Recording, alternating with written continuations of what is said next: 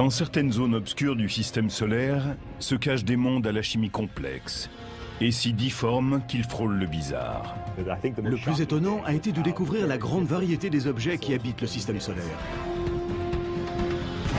Autour des planètes, on trouve des lunes dont on n'avait pas compris jusque-là ce qu'elles étaient et qui sont maintenant au centre des recherches astronomiques les plus pointues.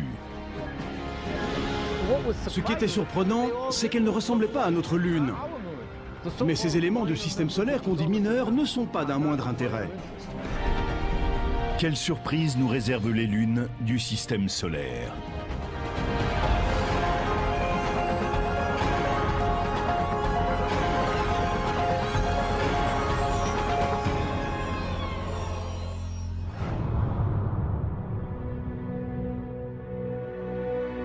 Le système solaire a toujours été un terrain fertile pour les écrivains de science-fiction. Mais grâce aux télescopes de plus en plus perfectionnés et aux sondes robotisées, aujourd'hui le rideau s'est levé sur un nouveau balai lunaire. Il y en a qui se déplacent dans un sens, d'autres dans le sens inverse. Elles filent à des vitesses différentes. Celles qui orbitent à l'intérieur dépassent celles qui sont à l'extérieur. Il y a une cinquantaine d'années, on pensait que le système solaire n'abritait que 32 lunes. Elles allaient de Ganymède, qui gravite autour de Jupiter et qui est plus grande que la planète Mercure, jusqu'aux petits astéroïdes comme les lunes de Mars, Phobos et Deimos. Mais ce nombre a explosé. En 2007, des scientifiques annoncent la découverte de 20 nouvelles lunes autour de Jupiter, d'une autour de Saturne et de 3 autour de Neptune. Ce qui s'est passé, c'est que les télescopes astronomiques ont été équipés de ce qu'on appelle des caméras CCD. Ce sont des caméras numériques, comme tout le monde en a aujourd'hui. Il est difficile d'obtenir des astronomes le nombre exact de lunes ou de satellites du système solaire. Au fur et à mesure que les caméras deviennent plus sensibles et les télescopes plus puissants, on en découvre de plus en plus.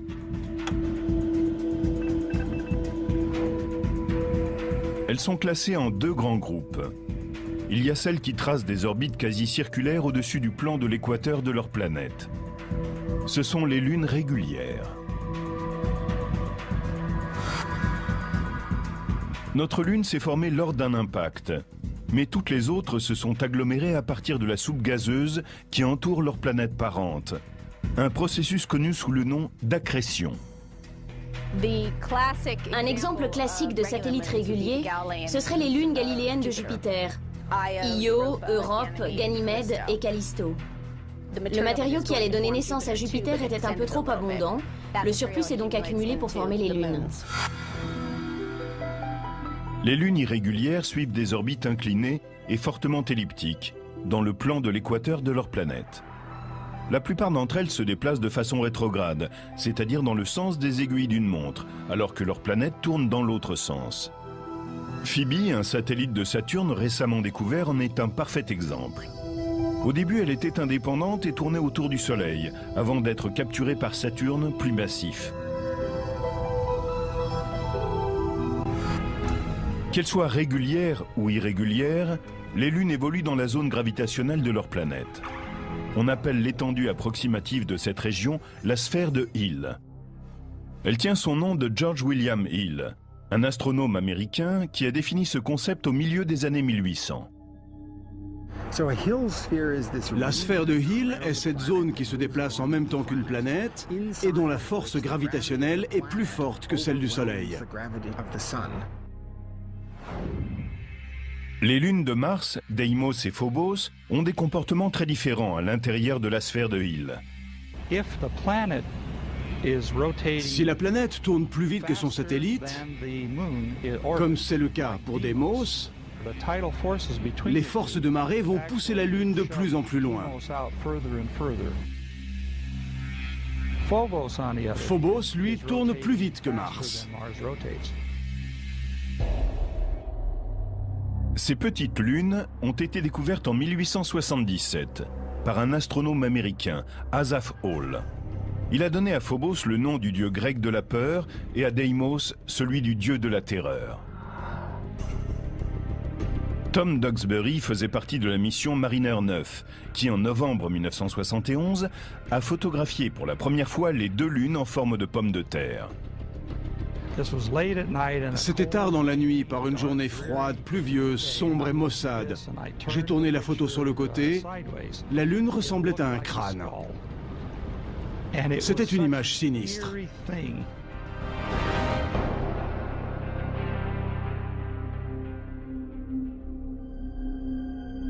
Phobos poursuit une trajectoire fatale. Elle orbite à 5500 km de Mars, c'est-à-dire plus près de sa planète que toute autre lune du système solaire.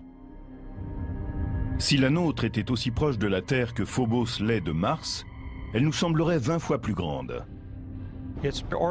La durée de son orbite se compterait en heures et non en jours comme c'est le cas. Et quand elle serait pleine, elle couvrirait le ciel. Les marées diurnes auraient une amplitude 10 fois plus importante. Et la Lune finirait peut-être par s'écraser sur la Terre.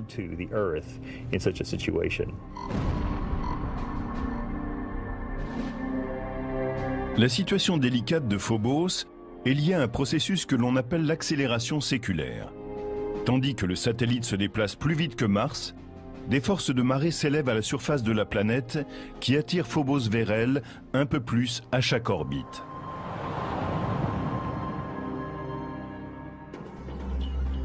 La lutte entre les 2 objets ressemble aux forces qui s'exercent dans un jeu populaire américain, le Tetherball. Imaginons que la balle soit la Lune, le poteau la planète, et que la corde entre le poteau et la balle représente la force de gravitation de la planète.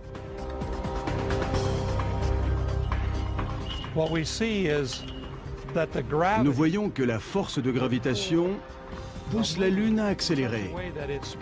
Elle va de plus en plus vite et poursuit son chemin jusqu'à frapper le poteau.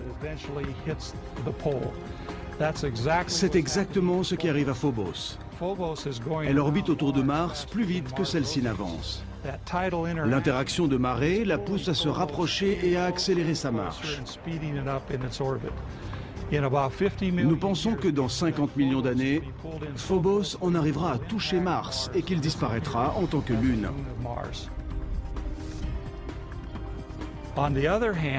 De son côté, Deimos, qui est plus à l'extérieur, avance plus lentement que Mars. Il déroule donc la corde dans un mouvement opposé et nous le voyons s'en éloigner progressivement. Il est possible que dans le futur, Deimos soit attiré loin de sa planète par la force de gravitation du Soleil. Et un jour peut-être, Mars n'aura plus de lune.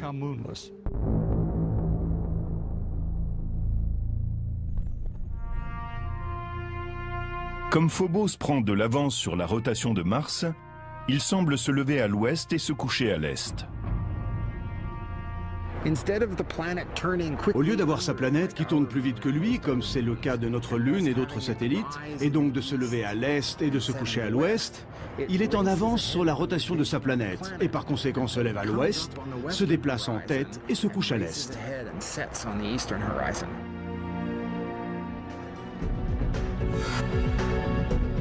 Il faudra au moins 50 millions d'années avant que Phobos ne disparaisse complètement.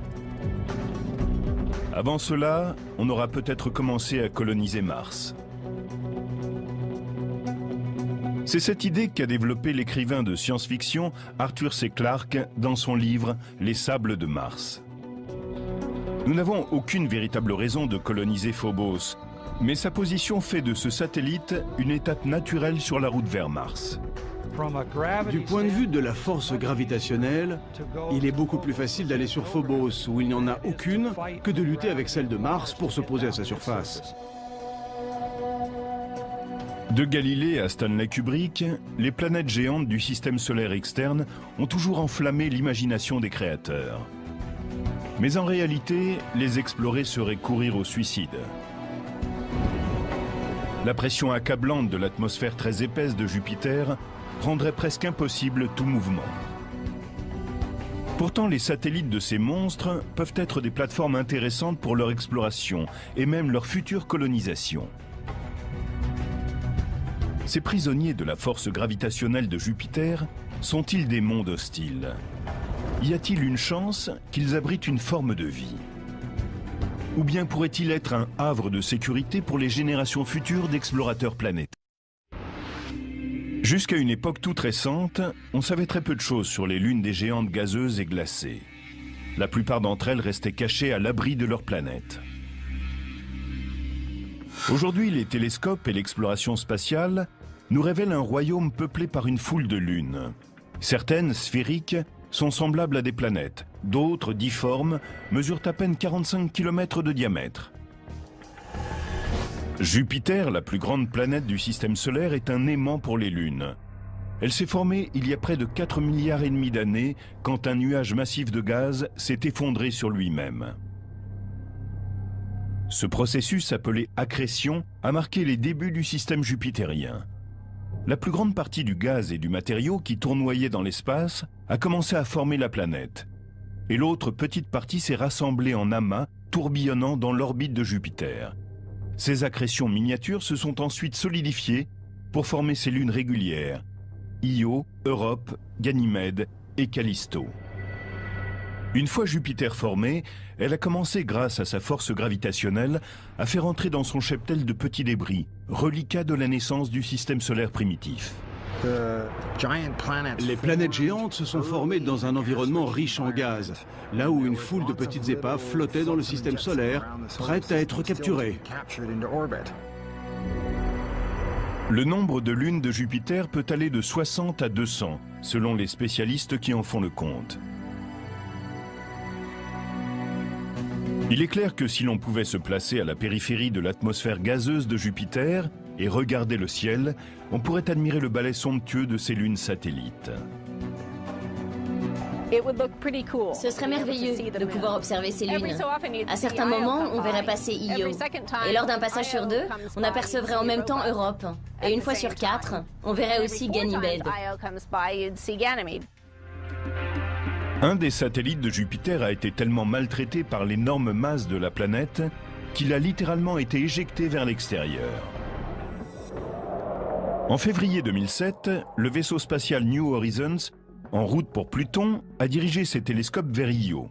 Celle-ci, qui est à peu près de la taille de notre Lune, orbite à une distance de 395 000 km de Jupiter. Elle se différencie des autres satellites de la grande planète gazeuse par ses éruptions volcaniques spectaculaires. La sonde New Horizons a pris des images détaillées de la lave brillante qui a coulé à la surface de Io et de l'immense panache de poussière, long de 350 km, qui s'élève au-dessus de la Lune en fusion. Comme toutes les lunes régulières de Jupiter, Io tire son nom de celui d'une maîtresse du dieu romain. Elle a été découverte par Galilée en 1610, puis photographiée pour la première fois par Pioneer 1 en 1974 et de nouveau par Voyager en 1979. Son activité trépidante a intrigué les spécialistes pendant des décennies. Chaque jour, à chaque seconde, une tonne de matériaux s'échappe de cette lune qu'est Io. C'est une machine phénoménale. J'aimerais pouvoir aller sur Io, mais ce serait très dangereux, chaud et sulfureux. Io est trop petite. Il est impossible qu'elle ait entretenu la fusion de son noyau depuis sa formation. Un autre processus mystérieux est responsable de cette chaleur. Il se peut que tout l'intérieur de Io soit en fusion, parce qu'elle est comprimée du fait qu'elle orbite autour de Jupiter. Ce phénomène est connu sous le nom de chauffage de marée. La force de gravitation massive de Jupiter provoque une friction interne du noyau de Io. De même qu'un sculpteur malaxe un morceau froid d'argile, Jupiter pétrit et masse Io en permanence. C'est comme si la grande planète reprenait sans fin son ouvrage. Si une lune est soumise au chauffage de marée, elle devient malléable. Elle peut être étirée comme l'argile et déformée par les forces gravitationnelles de sa planète. La surface de la Lune est froide. Elle se brise comme l'argile que l'on peut alors déchirer. Mais l'intérieur est chaud et peut littéralement couler, s'étirer, être malaxé par l'action gravitationnelle de la planète dont elle est le satellite. La plupart des lunes régulières ont des orbites circulaires. Le phénomène de chauffage de marée se produit lorsque le satellite suit une orbite plus allongée et que la distance qui le sépare de sa planète change radicalement au cours d'une même révolution. On observe ce type d'orbite excentrique lorsque les forces gravitationnelles viennent la perturber. Quand une lune subit une orbite excentrique, c'est-à-dire une orbite qui n'est pas circulaire, tantôt elle se rapproche et tantôt elle s'éloigne de la planète. Et quand elle en est très proche, elle est comprimée et mise en pièces.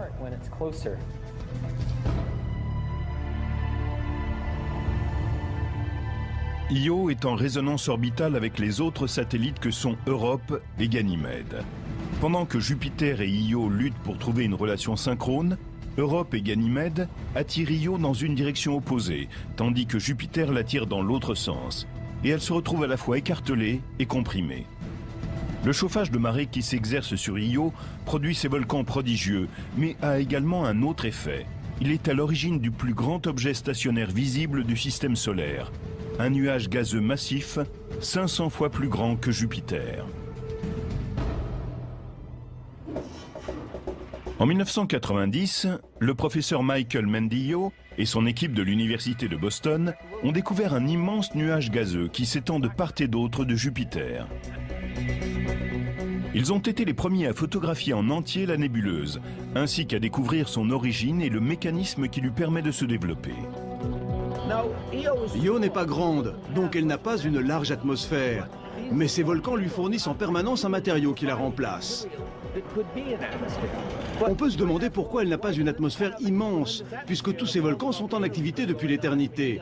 C'est parce que ce matériau s'échappe. On a récemment découvert que les laves d'Io étaient riches en sodium.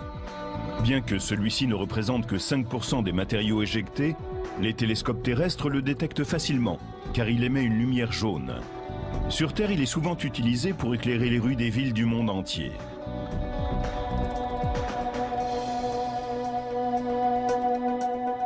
Le sodium et les autres molécules gazeuses sont bombardés d'électrons du puissant champ magnétique de Jupiter. Les électrons et les protons ionisent certaines de ces particules.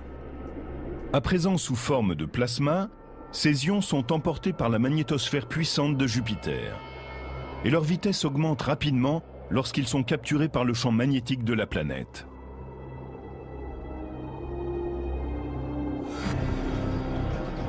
C'est comme s'ils faisaient un tour de manège cosmique.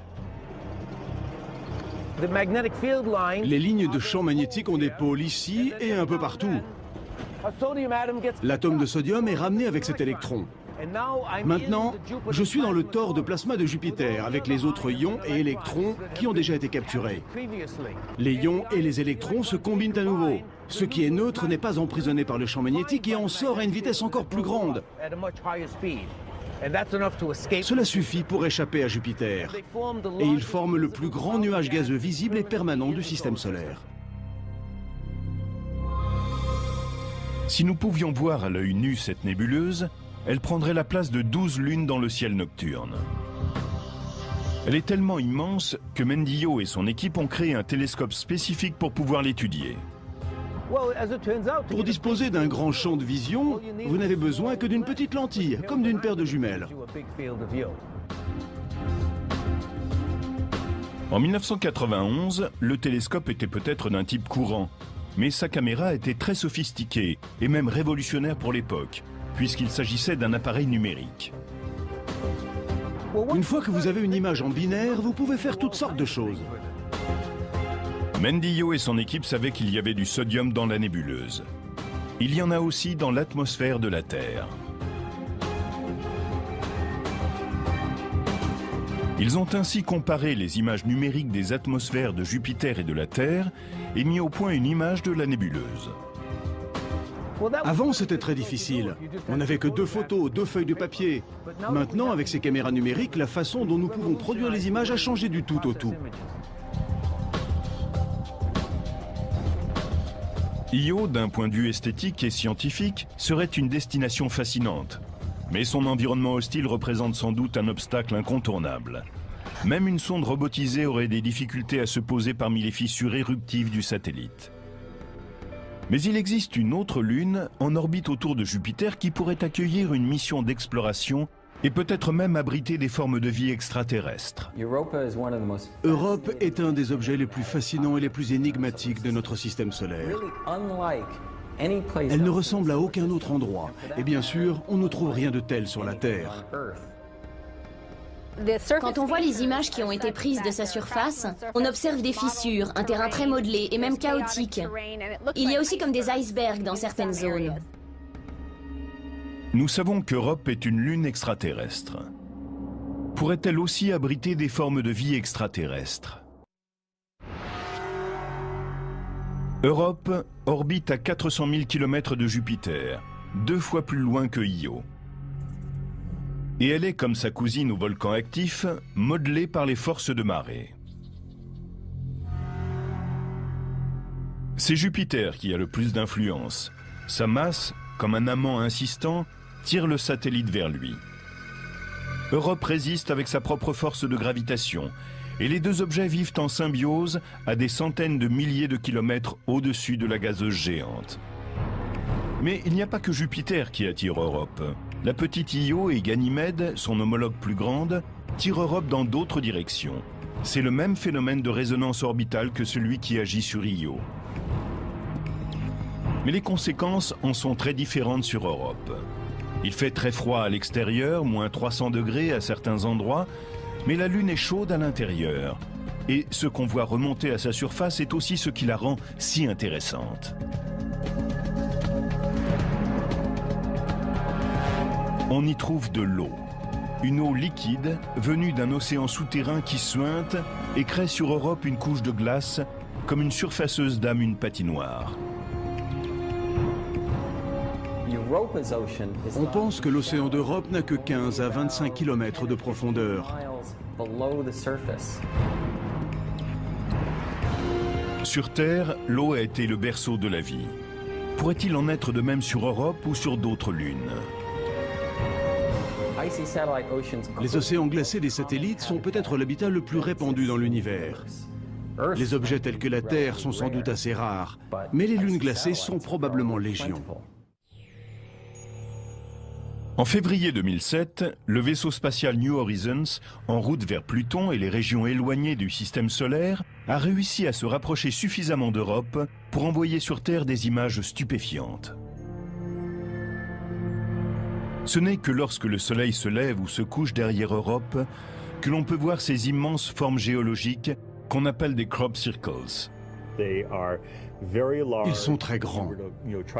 Si vous décidiez de traverser un de ces cercles, vous descendriez d'abord doucement pour vous retrouver à quelques 30 mètres plus bas, et ensuite vous remonteriez au niveau initial.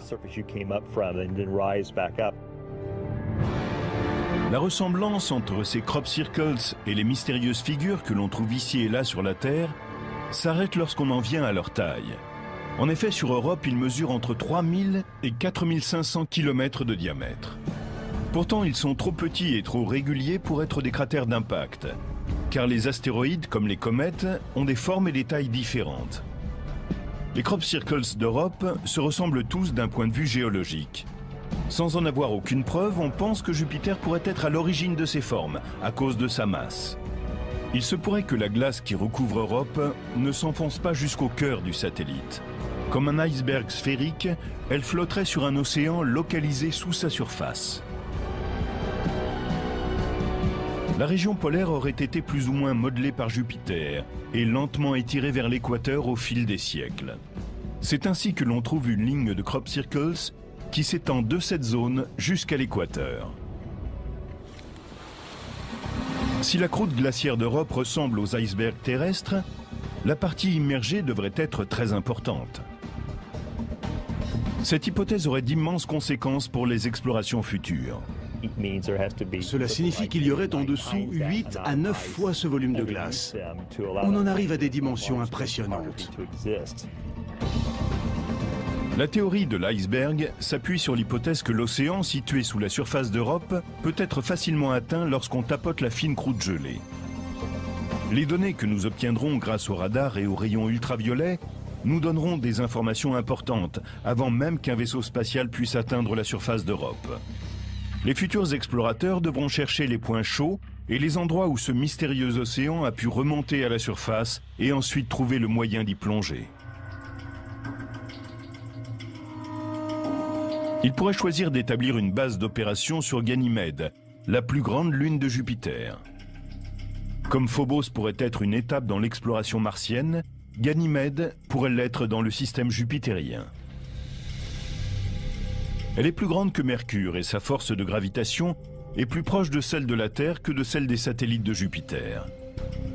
Bien qu'elle soit en résonance orbitale avec Io et Europe, elle est assez éloignée de Jupiter pour être moins affectée par les forces de marée de la géante gazeuse. Sur Ganymède, on pourrait se poser dans un grand cratère et construire une base protégée par une coupole à l'abri des particules chargées du système jupitérien. Ainsi, on sera en lieu sûr pour étudier Ganymède, son champ magnétique, l'intérieur du satellite, sa géologie, ainsi que le système jupitérien dans son ensemble. Ganymède est la seule lune du système solaire qui ait son propre champ magnétique. Pour cela, elle doit nécessairement avoir une masse suffisante et un noyau intérieur chaud. Sa masse est évidente, mais la source de cette chaleur reste une énigme.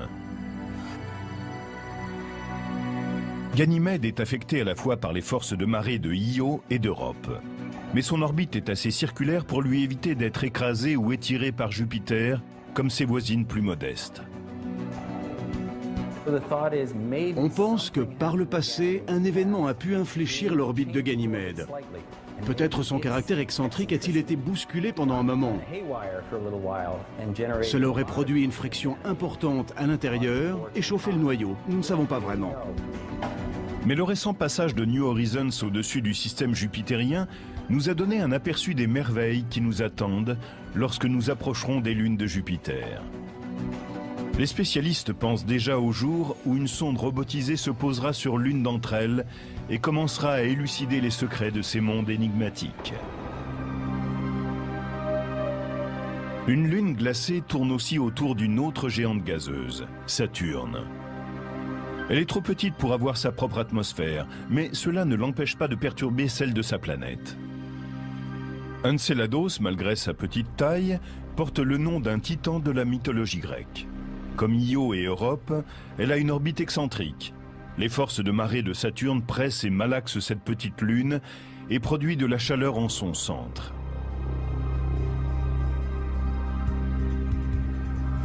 Mais contrairement à Io, elle ne rejette pas le matériau en fusion en un grand nuage gazeux.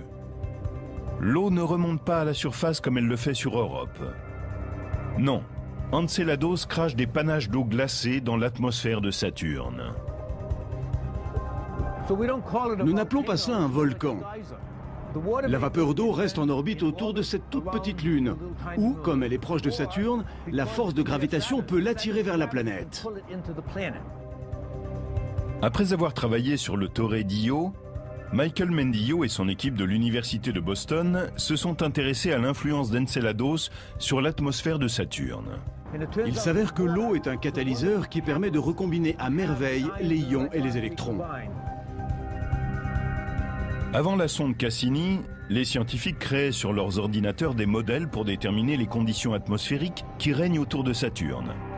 Ils avaient établi que la planète devait posséder une ionosphère importante. Mais étonnamment, les données rapportées par Cassini ont indiqué que l'ionosphère de Saturne ne représentait que 10% de ce que prévoyait l'ordinateur. Il semble que l'eau glacée éjectée d'Enceladus neutralise les particules chargées de l'ionosphère de Saturne. Attention, décollage. C'est presque par accident que les scientifiques ont appris l'influence de l'eau sur l'atmosphère de la planète.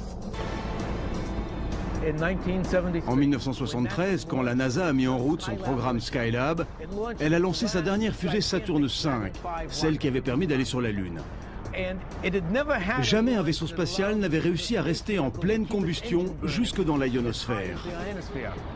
La gigantesque fusée a largué, à partir d'un de ses moteurs, 1 tonne de vapeur d'eau par seconde. Et ce jour-là, la ionosphère a failli disparaître. La manœuvre a creusé un trou béant dans l'ionosphère, la couche supérieure de l'atmosphère. Mais 24 heures plus tard, le dommage était réparé. Enceladus déverse 6 tonnes d'eau par seconde et les effets à long terme sur l'atmosphère de Saturne sont significatifs. Il n'y a pas lieu de craindre qu'Enceladus fasse entièrement disparaître l'ionosphère de sa planète. Mais cette toute petite lune, d'un diamètre de 450 km, a attiré l'attention de la communauté scientifique, tout comme le satellite de Saturne. Pendant que l'on conçoit des sondes à destination de Phobos et d'Europe, et qu'on étudie les données venues de Enceladus et de Io, une série toute nouvelle de lunes vient d'être révélée. Avant les années 1990, la plupart des astronomes étaient d'accord. Le système solaire comprenait 34 lunes. La plupart d'entre elles étaient des lunes régulières comme la nôtre, des objets sphériques qui tournent dans le même sens que leur planète. Mais une poignée de ces satellites sont ce qu'on appelle des lunes irrégulières. Ces dernières suivent des orbites allongées, souvent inclinées, et elles tournent dans la direction opposée à celle de leur planète. Elles ressemblent à des pommes de terre volantes ou à des objets difformes. Auparavant, il était très difficile de les localiser, car elles sont très petites et généralement très sombres.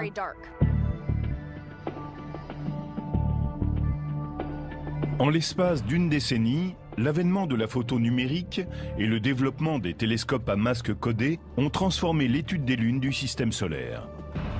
Brett Gladman, de l'Université de la Colombie-Britannique, a découvert sa première lune irrégulière en 1997 à l'observatoire du Mont Palomar. Depuis, il a mis en lumière 17 objets du système solaire qui étaient auparavant cachés. Pour détecter des objets dans le système solaire externe, on observe les mouvements qu'ils décrivent par rapport aux étoiles et aux galaxies stationnaires qui sont à l'arrière-plan. Vous prenez une photo du ciel, vous attendez 1 heure, et vous prenez une autre photo. Aucune des étoiles de la galaxie n'aura bougé, mais les objets éloignés du système solaire externe auront changé de place entre les deux images de façon significative. En comparant les deux photos, on peut voir quelque chose qui ressemble à une cible mouvante. L'objet peut être une comète ou un astéroïde, ou une nouvelle lune irrégulière s'il tourne autour d'une planète de façon rétrograde.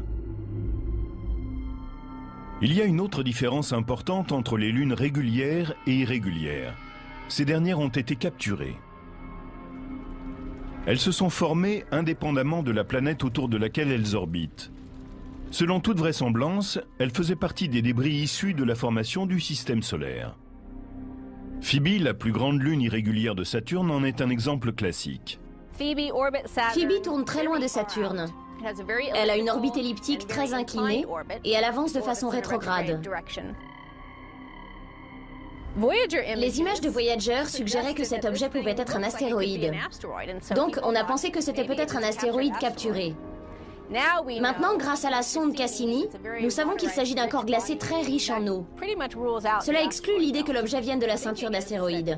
On pense aujourd'hui que Phoebe serait née dans la ceinture de Kuiper, qui s'étend aux frontières du système solaire. La ceinture de Kuiper est composée de petits corps, des débris venus de la formation du système solaire. Elle tourne autour du Soleil, au-delà de l'orbite de Neptune. Mais il existe une autre théorie totalement différente. Il est probable que Phoebe, après sa formation, ait d'abord suivi sa propre orbite autour du Soleil. Et c'est là qu'elle aurait été capturée pour orbiter autour de Saturne. Car la plupart des objets qui se sont formés à proximité de la planète géante sont venus se fondre en elle ou ont été éjectés du système solaire. Phoebe aurait donc été fabriquée à partir de débris planétaires qui flottaient autour de Saturne, lors de sa naissance. Mais il est possible aussi qu'elle se soit formée à partir d'un matériau différent, dont certains pensent qu'il viendrait des lunes irrégulières tournant autour de Jupiter.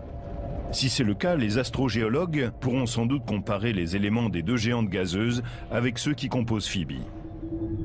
Actuellement, il existe 3 théories sur la façon dont Phoebe et les autres lunes irrégulières ont perdu leur indépendance. Selon les 2 premières, elles auraient été capturées quand le système solaire était encore en formation et que les planètes n'étaient qu'un gros disque d'accrétion constitué de gaz et de débris. La théorie de la traînée de gaz est la plus simple. Les gaz épais tournoyaient autour de la planète en accrétion quand une comète, un astéroïde ou une combinaison de débris des deux types d'objets a traversé la mixture gazeuse. Nous savons que les satellites réguliers des planètes géantes sont rassemblés en un grand disque d'accrétion que l'on retrouve autour de chacune d'entre elles, tel un petit système solaire en formation. Le gaz et la poussière de ce disque dans ses régions extérieures peut aussi représenter une source de friction.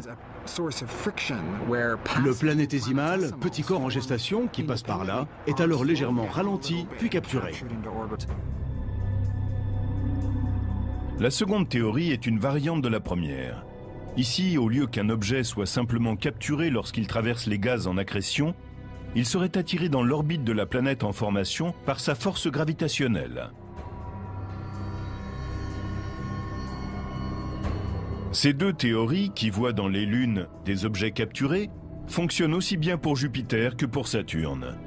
La masse des éléments qui devaient les constituer était certainement assez importante pour ralentir les objets qui passaient par là. Mais qu'en est-il pour les géantes glacées Neptune et Uranus? En raison du froid extrême, elles se sont formées beaucoup plus lentement.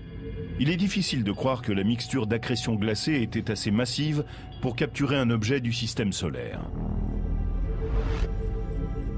Or, les deux géantes glacées ont elles aussi des lunes irrégulières. D'où une troisième théorie, celle des trois corps en interaction. Nous avons découvert que dans de nombreux cas, là où nous pensions qu'il n'y avait qu'un objet, il s'en trouvait deux. Souvent, ils sont plus ou moins de la même taille et se déplacent dans un système binaire. Au lieu d'avoir un grand objet, avec un plus petit en orbite autour de lui, comme ceci, on a généralement deux objets de taille similaire qui tournent autour de leur centre de masse commune, qu'on appelle le barycentre. On parle de système binaire quand deux objets de la même taille sont assez proches du barycentre pour empêcher un troisième objet plus grand de les séparer. Mais lorsqu'un des objets est notablement plus grand que l'autre, le troisième, s'il est plus massif, a plus de chances de les séparer. Le plus petit s'éloignera davantage du barycentre que le plus grand. L'objet le plus petit se rapproche de la planète et finit par être capturé, tandis que son partenaire est éjecté dans une orbite indépendante. Mais il existe un satellite qui semble échapper à toute classification, c'est Triton. Il tourne autour de Neptune de façon rétrograde, c'est-à-dire dans le sens opposé à celui de la rotation de sa planète. Cela devrait faire de lui une lune irrégulière, si ce n'est qu'il est sphérique et qu'il décrit une orbite presque circulaire, proche de l'équateur, ce qui est la description typique d'une lune régulière. Il rejette également d'étranges panaches glacés, qui indiquent qu'il avait autrefois, et qu'il a peut-être aujourd'hui encore, une activité volcanique.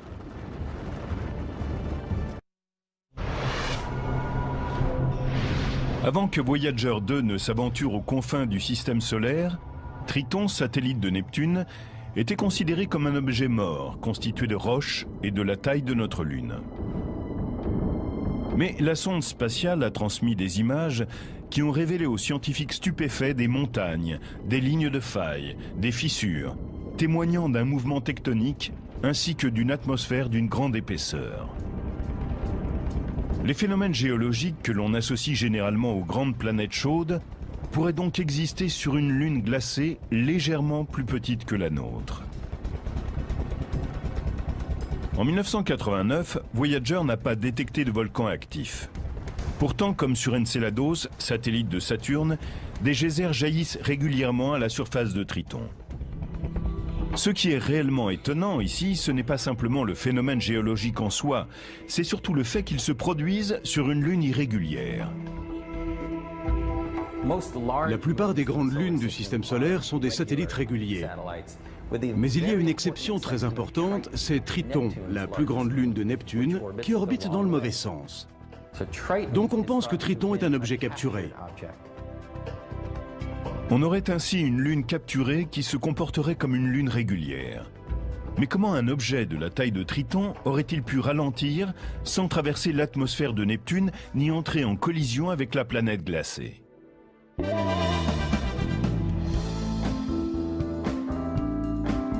Aucun pari n'est certain de réussir. Mais certaines théories ont plus de chances que d'autres. Comme à la roulette, Triton et Neptune ont misé et ont fait confiance au destin. Faites vos jeux. À la roulette, il y a plusieurs façons de parier. On mise sur différents numéros et comme dans la plupart des jeux de chance, plus on mise, plus les gains sont élevés. 20 noirs et pairs. 3 possibilités se présentent quant à la façon dont Triton a pu être capturé par Neptune.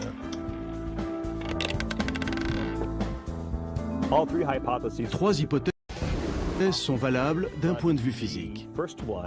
La première semble la plus complexe. La période au cours de laquelle Neptune avait autour d'elle un disque de gaz et de poussière susceptible de capturer un objet comme Triton en formation a été très courte. La fenêtre de temps est très étroite. C'est comme parier sur le zéro vert à une table de roulette.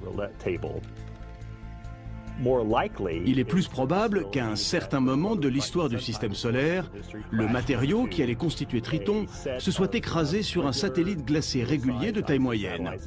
Et c'est de cette collision qu'est donc né Triton. C'est comme lorsqu'on parie sur le premier tiers de la table de roulette. On a une chance sur 3.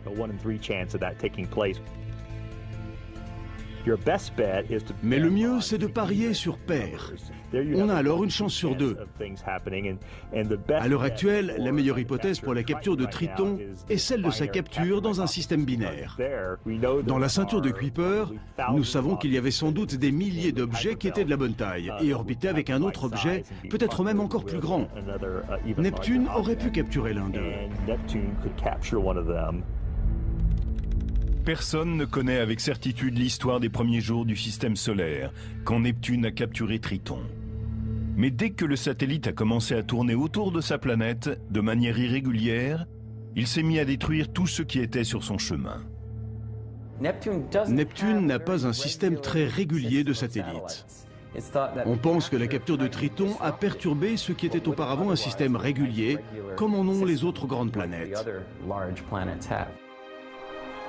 C'est comme si Triton, furieux d'avoir perdu sa liberté, se défoulait sur les autres lunes infortunées de Neptune. Mais d'où vient ce fougueux satellite?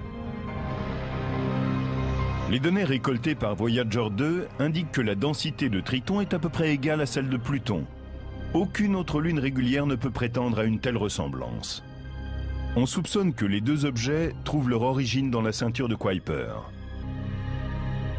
Le système solaire externe était constitué de grands objets qui suivaient chacun leur route.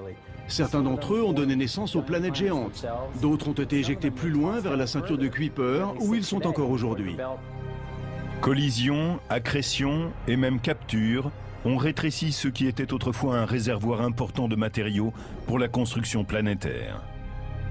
Très tôt dans l'histoire du système solaire, la ceinture de Kuiper a sans doute été habitée d'objets beaucoup plus grands qu'aujourd'hui, dont la masse était peut-être 50 fois celle de la Terre, alors que maintenant, sa masse est inférieure à celle de la Terre. Ce qui reste de la ceinture de Kuiper est aussi vieux que le système solaire lui-même. Le matériau dont sont faits les objets binaires, les restes de collision et même certaines lunes extraterrestres n'a pas changé depuis plus de 4 milliards d'années. Il est stupéfiant de voir à quel point les lunes sont toutes différentes dans le système solaire externe. La première fois que je me suis retrouvé dans un centre d'astronomie dans les années 1960, aucun de ces satellites n'avait encore été découvert. Ils n'étaient que de petits points dans l'objectif du télescope et nous ne savions pas combien ils étaient différents. Nous quittons les régions glacées du système solaire et revenons sur Terre, intimidés par l'étendue de l'univers et la grandeur des planètes. Il est bon de s'arrêter un instant et de se retourner sur ces petits objets qui peuplent l'obscurité. Ces lunes extraterrestres dont on a découvert tardivement la nature renferment des énigmes qui n'attendent que la curiosité humaine pour être résolues.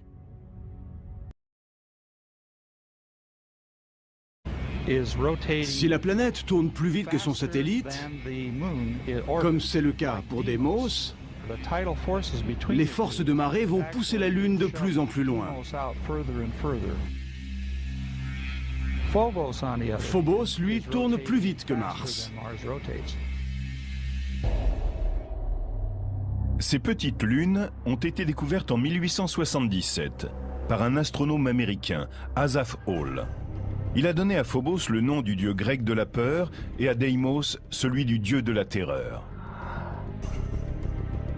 Tom Duxbury faisait partie de la mission Mariner 9, qui en novembre 1971 a photographié pour la première fois les deux lunes en forme de pommes de terre. C'était tard dans la nuit, par une journée froide, pluvieuse, sombre et maussade. J'ai tourné la photo sur le côté. La lune ressemblait à un crâne. C'était une image sinistre.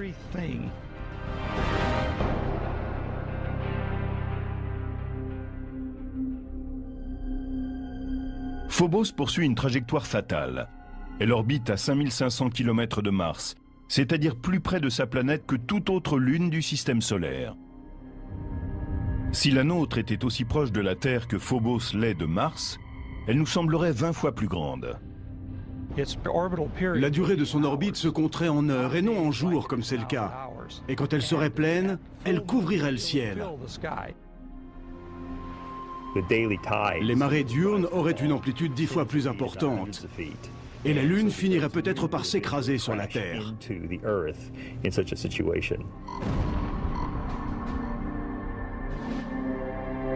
La situation délicate de Phobos est liée à un processus que l'on appelle l'accélération séculaire.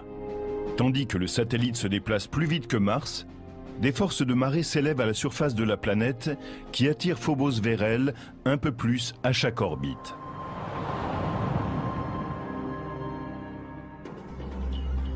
La lutte entre les deux objets ressemble aux forces qui s'exercent dans un jeu populaire américain, le Tetherball. Imaginons que la balle soit la Lune, le poteau la planète, et que la corde entre le poteau et la balle représente la force de gravitation de la planète.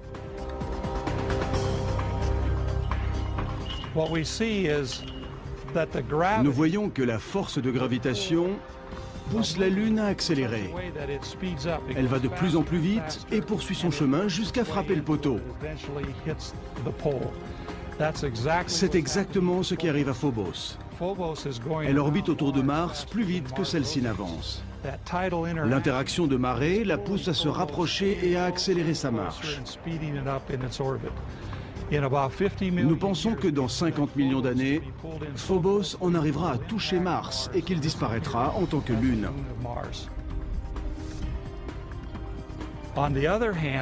De son côté, Deimos, qui est plus à l'extérieur, avance plus lentement que Mars.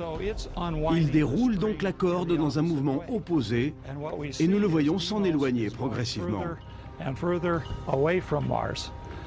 Il est possible que dans le futur, Deimos soit attiré loin de sa planète par la force de gravitation du Soleil. Et un jour peut-être, Mars n'aura plus de lune.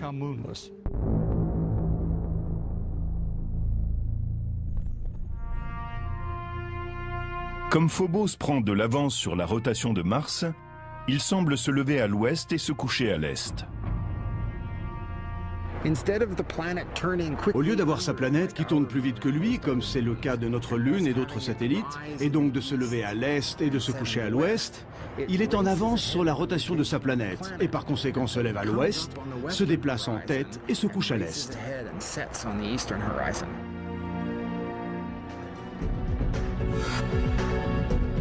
Il faudra au moins 50 millions d'années avant que Phobos ne disparaisse complètement.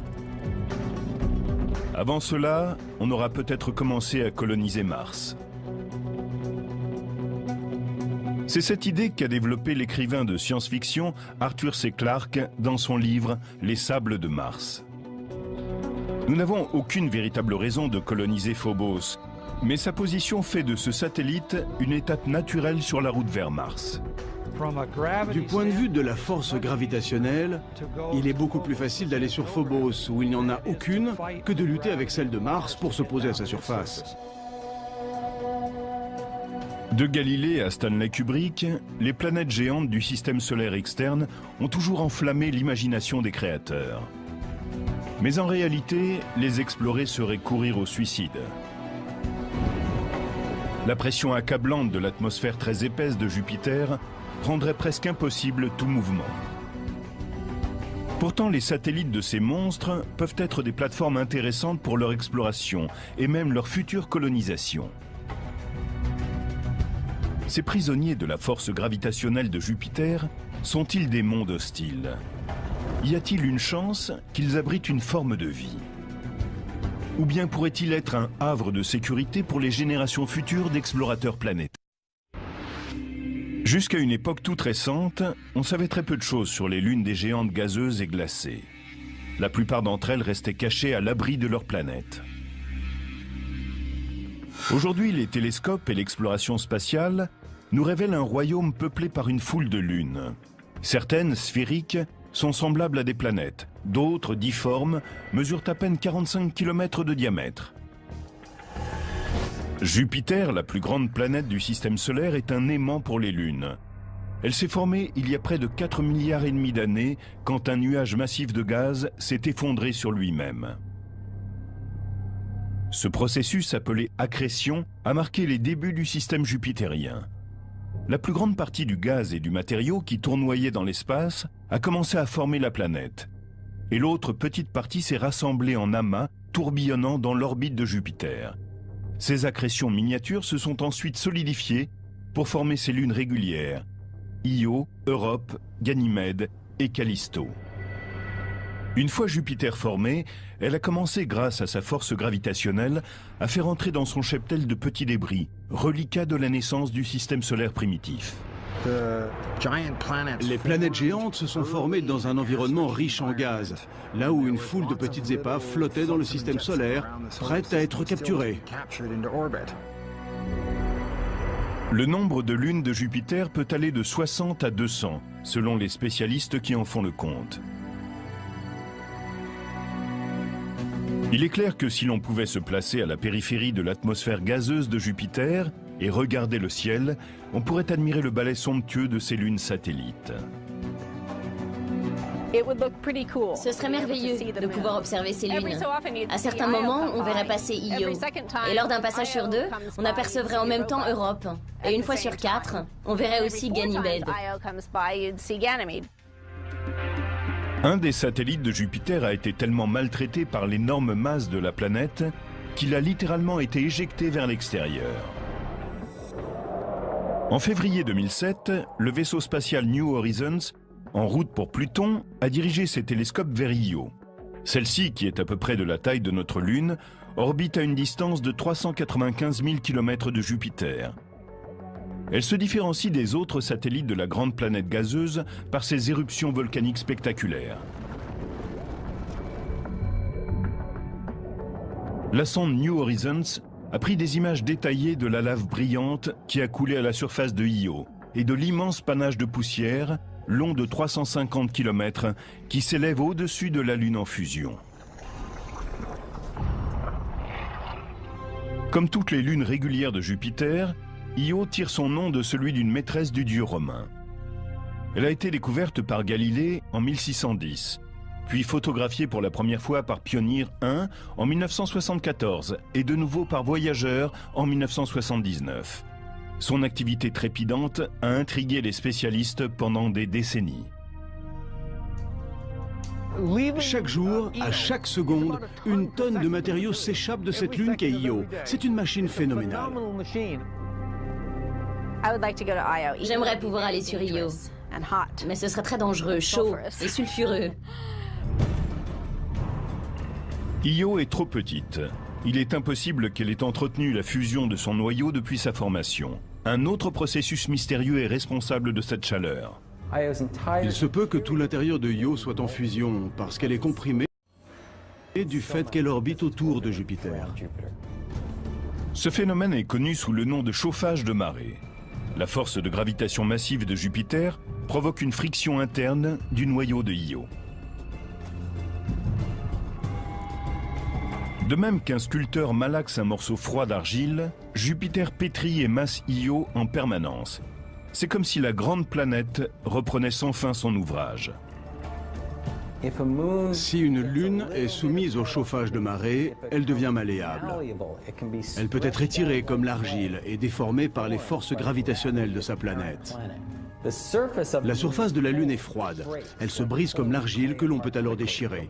Mais l'intérieur est chaud et peut littéralement couler, s'étirer, être malaxé par l'action gravitationnelle de la planète dont elle est le satellite.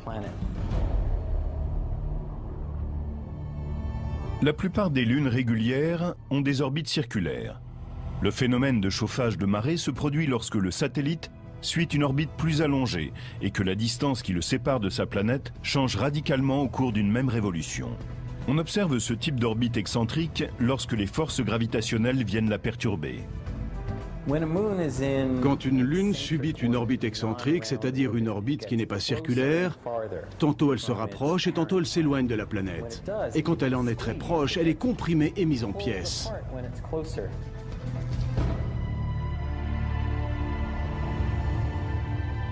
Io est en résonance orbitale avec les autres satellites que sont Europe et Ganymède. Pendant que Jupiter et Io luttent pour trouver une relation synchrone, Europe et Ganymède attirent Io dans une direction opposée, tandis que Jupiter l'attire dans l'autre sens, et elle se retrouve à la fois écartelée et comprimée.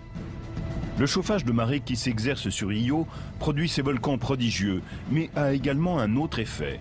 Il est à l'origine du plus grand objet stationnaire visible du système solaire, un nuage gazeux massif, 500 fois plus grand que Jupiter. En 1990, le professeur Michael Mendillo et son équipe de l'université de Boston ont découvert un immense nuage gazeux qui s'étend de part et d'autre de Jupiter. Ils ont été les premiers à photographier en entier la nébuleuse, ainsi qu'à découvrir son origine et le mécanisme qui lui permet de se développer. Io n'est pas grande, donc elle n'a pas une large atmosphère. Mais ces volcans lui fournissent en permanence un matériau qui la remplace. On peut se demander pourquoi elle n'a pas une atmosphère immense, puisque tous ces volcans sont en activité depuis l'éternité. C'est parce que ce matériau s'échappe.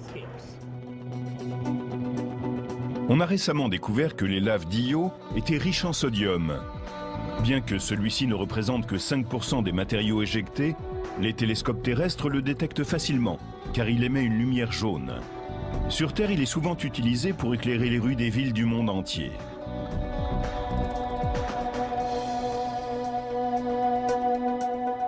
Le sodium et les autres molécules gazeuses sont bombardés d'électrons du puissant champ magnétique de Jupiter. Les électrons et les protons ionisent certaines de ces particules. À présent sous forme de plasma, ces ions sont emportés par la magnétosphère puissante de Jupiter. Et leur vitesse augmente rapidement lorsqu'ils sont capturés par le champ magnétique de la planète.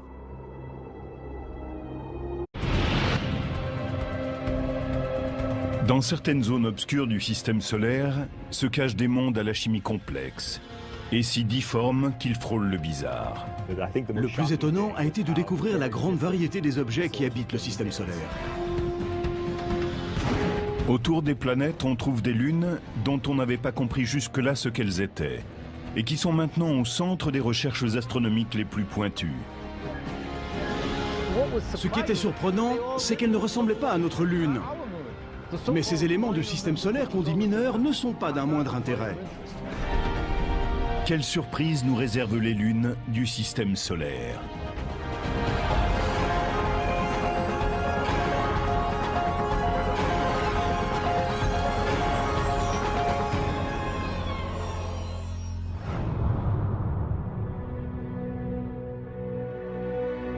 Le système solaire a toujours été un terrain fertile pour les écrivains de science-fiction. Mais grâce aux télescopes de plus en plus perfectionnés et aux sondes robotisées, aujourd'hui le rideau s'est levé sur un nouveau balai lunaire.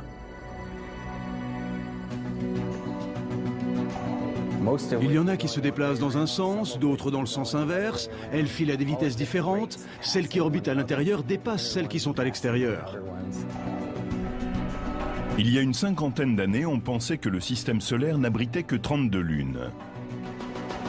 Elles allaient de Ganymède, qui gravite autour de Jupiter et qui est plus grande que la planète Mercure, jusqu'aux petits astéroïdes comme les lunes de Mars, Phobos et Deimos. Mais ce nombre a explosé. En 2007, des scientifiques annoncent la découverte de 20 nouvelles lunes autour de Jupiter, d'une autour de Saturne et de 3 autour de Neptune. Ce qui s'est passé, c'est que les télescopes astronomiques ont été équipés de ce qu'on appelle des caméras CCD. Ce sont des caméras numériques, comme tout le monde en a aujourd'hui. Il est difficile d'obtenir des astronomes le nombre exact de lunes ou de satellites du système solaire. Au fur et à mesure que les caméras deviennent plus sensibles et les télescopes plus puissants, on en découvre de plus en plus.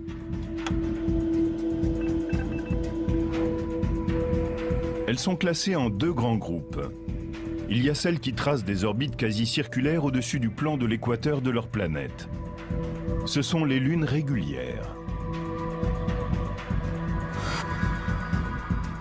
Notre Lune s'est formée lors d'un impact, mais toutes les autres se sont agglomérées à partir de la soupe gazeuse qui entoure leur planète parente. Un processus connu sous le nom d'accrétion. Un exemple classique de satellite régulier, ce seraient les lunes galiléennes de Jupiter. Io, Europe, Ganymède et Callisto. Le matériau qui allait donner naissance à Jupiter était un peu trop abondant. Le surplus s'est donc accumulé pour former les lunes. Les lunes irrégulières suivent des orbites inclinées et fortement elliptiques, dans le plan de l'équateur de leur planète. La plupart d'entre elles se déplacent de façon rétrograde, c'est-à-dire dans le sens des aiguilles d'une montre, alors que leur planète tourne dans l'autre sens. Phoebe, un satellite de Saturne récemment découvert, en est un parfait exemple. Au début, elle était indépendante et tournait autour du Soleil, avant d'être capturée par Saturne, plus massif. Qu'elles soient régulières ou irrégulières, les lunes évoluent dans la zone gravitationnelle de leur planète. On appelle l'étendue approximative de cette région la sphère de Hill. Elle tient son nom de George William Hill, un astronome américain qui a défini ce concept au milieu des années 1800. La sphère de Hill est cette zone qui se déplace en même temps qu'une planète et dont la force gravitationnelle est plus forte que celle du Soleil. Les lunes de Mars, Deimos et Phobos, ont des comportements très différents à l'intérieur de la sphère de Hill.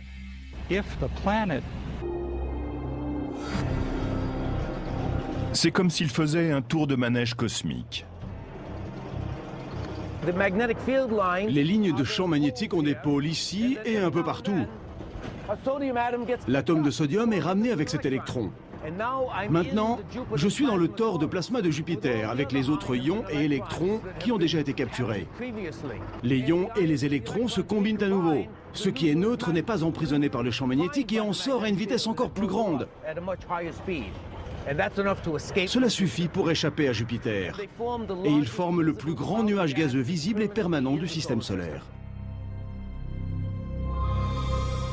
Si nous pouvions voir à l'œil nu cette nébuleuse, elle prendrait la place de 12 lunes dans le ciel nocturne.